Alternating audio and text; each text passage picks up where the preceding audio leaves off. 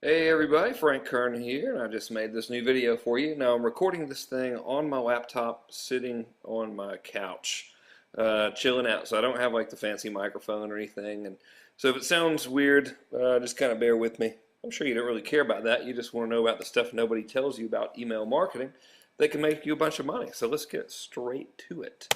All right, so thing number one, let's talk about how email marketing works. And I don't mean the mechanics of it, I mean the stuff you need to know. It's not about the size of your list.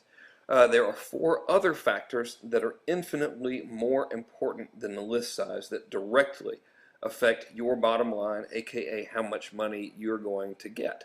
All right, so let's talk about those four things. And this, in my opinion, is where the real money is in email marketing. So thing number one is deliverability. So if you have a list of 10,000 people, chances are every time you hit send, all 10,000 people on your list are not getting your email message. Strange and sad, but true. In fact, a lot of times it's only around 40%, and this all depends on a lot of stuff. And we're going to go over that in a minute, but that's just thing number one, okay? Thing number two is the open rate, and the open rate is simply how many people open the emails that you send them. Thing number three is the click-through rate, and that's probably one you're really familiar with. That's just how many clicks that your email is going to generate for you. And thing number four is the conversion, and that's simply the amount of people who hit the website you're talking about in the email who do anything, and that could be buying something or opting in or whatever it is you want them to do, right? So let's talk about deliverability for a minute. This is a big one that is very rarely discussed. People just sort of assume that their stuff's getting delivered. Like I said earlier, this simply means how many people on your list actually receive the email you send them.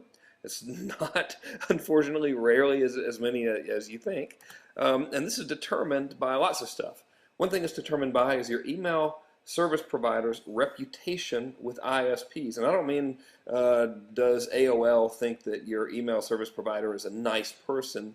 Strangely enough, domains and IPs and email service providers have these things called reputation with ISPs, and basically a reputation in this scenario determines how likely that ISP is going to be to accept email coming off of that server. And the reputation is made up of lots of stuff. It has to do with like DNS entries, and then of course spam complaints generated by that email service provider, and all kinds of stuff. Stuff that you really don't have to worry about if you're using the right email service provider. All right? It's also determined by email content. And this is where you need to be aware of filter bait. And you've probably heard of this before. So if you send out an email and the subject line is written in all caps and it says "make millions selling free Viagra" or something, then probably every single spam filter in the world is just going to devour that email and nobody's ever going to see it. It's going to go straight to the spam folder. And there's also, I'm sure you've heard of this before, lots of trigger words rather that cause spam filters to send your email straight into the junk folder.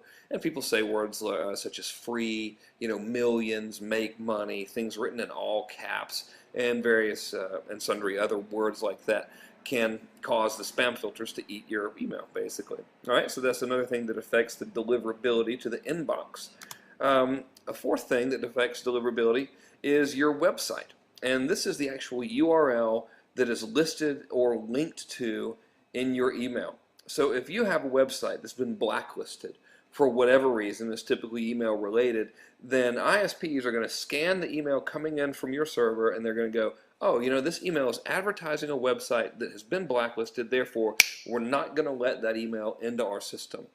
So you always need to make sure your website is not blacklisted, all right? Which is probably isn't unless you have a lot of affiliates blasting out your website, or if you've got a spam trap on your email list, or actually there are a myriad of things that could cause you to get blacklisted. So if you're not getting deliverability, any of these factors could be the cause of it, all right?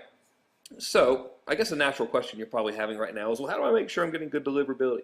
You make sure you're getting good deliverability by using a really reputable service provider and by using only double opt-in. All right, and only double opt-in is kind of a hassle, but you're almost never going to have deliverability problems if you do that. A good service provider is, if you're doing just email only, is Aweber. Of course, everyone knows Aweber. They've been around forever. They're pretty good. They have great deliverability. If you're looking for an all-in-one solution, I use Infusionsoft, and they have really good deliverability, assuming you're doing everything correctly, right? So, factor number two, of the four big like hidden things that make you a lot of money with email marketing is your open rate. And this is, no one ever thinks about this thing. All right, open rate simply is the amount of people on your list who actually open and read your email. Just because you sent them an email doesn't mean that they open it and read it, okay? And obviously this is determined by deliverability, so if they don't even get the email, they're not going to open it. I mean, I know that's obvious, but I had to put it in there. The second thing is it's determined by the from field.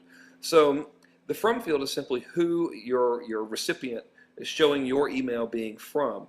So you want to avoid fake from fields, obviously, and only spammers do use fake from fields, but you also want to avoid like dorky or hypey from lines.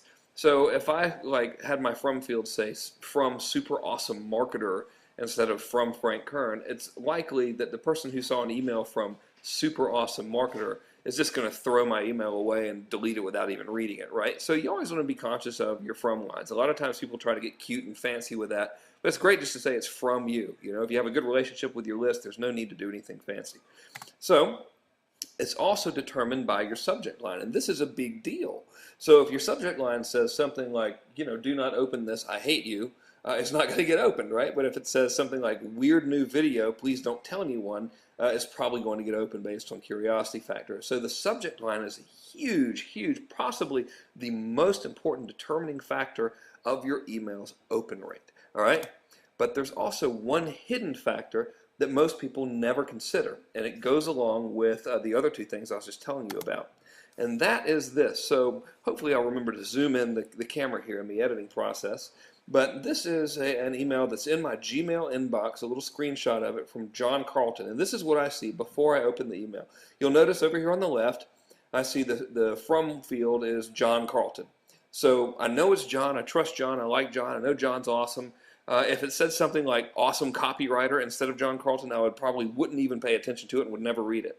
Now the subject line is this thing here in the middle, and that's something we just talked about. And the subject line here is just posted the answer to the blog quiz. So if I've been following along with this blog quiz thing, I'd want to open it, right? Because the subject is relevant. But here's the thing over here on the right that people never really think about. In email clients like Gmail, Yahoo, or Hotmail, which probably most people are using right now, or accounts on those servers, the stuff you see over here on the right is the first few lines of email copy. So I can already tell what this email is about just by looking at the stuff over here on the right. It's actually displaying, it's giving me a little preview really of the email. So if you write your email and you are cognizant of the fact that the person getting your email is going to scan that first line of copy that they're seeing before they even open it, you can construct your first line of copy in a way that will further build curiosity and make them want to open your email. So that's a hidden factor people never really think about, and if you take that in consideration and you write your email with that fact in mind, you can really improve your open rates, which of course makes you make a lot more money in the long run. I'll explain how that works in a minute. So thing number 3, okay, hidden factor number 3 is going to be the clicks, and you've probably heard of this one, right? How many clicks did that email generate? So clicks is not necessarily determined by list size. If you have 1 million people on your list, that doesn't necessarily mean you're going to get like tons and tons of clicks. In fact, if you have a gigantic list, it might mean you have other problems like deliverability and spam trap stuff, and you might not get any clicks. So it is rarely actually determined by list size. The amount of clicks, of course, is a major factor in email marketing. If people don't click to the website you're marketing about, does that even make sense to the website that you're marketing or whatever, then you're not going to sell anything because no one's going to the site. So it's a major factor. It shouldn't be overlooked. And it is determined by the body copy of the email, quite simply, right? It's also determined by the offer. And I don't mean the offer in terms of what's being sold on the web page that you're marketing. I mean the offer that your email is making. So for example, click here for a free video. That's the offer in the email, right? You're offering them the free video that they can go see on this website. Or if you say click here for the free report, or click here for the full story, that is the offer of the email. It's not necessarily the offer of the landing page that you're marketing. Now, click here for the free video is a better offer than click here for pictures of cat butts. I don't know why I put that in there. It's, people are going to be more likely to click on the offer to see the free video than the offer to see pictures of cat butts, hopefully. Okay, but anyway, so that's a major determinant in the click-through, right? And of course that offer is part of the body copy.